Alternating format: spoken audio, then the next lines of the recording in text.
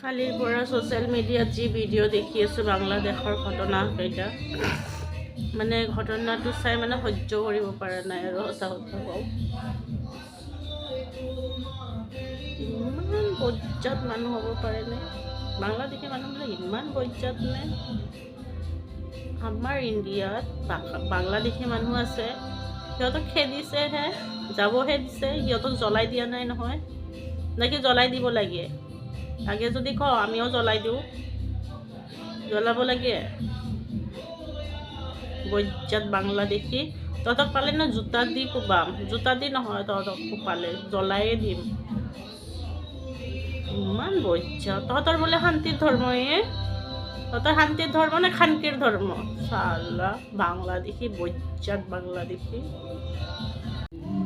আৰু তহঁতে কি কৈ আছিলি? নৰ্থ ইষ্টখন তহঁতক লাগে, নৰ্থ ইষ্ট লাগে তহঁতক। বাপেৰৰ দম আছে যদি গুচি আহিবি নৰ্থ ইষ্ট ল'বৰ কাৰণে, দিম ভালকৈ দিম, একদম বহুত ভালকৈ দিম। আহিবি, নৰ্থ ইষ্টখন তহঁতৰ কাৰণে ৰাখিছোঁ, বাংলাদেশীবিলাকৰ কাৰণে নৰ্থ ইষ্টখন ৰাখিছোঁ, ভালকৈ ৰাখিছোঁ। আহিবি, এটাক মায়েৰৰ বাপেৰক দেখাই দিম, চুট মাৰাণী বাংলাদেশী।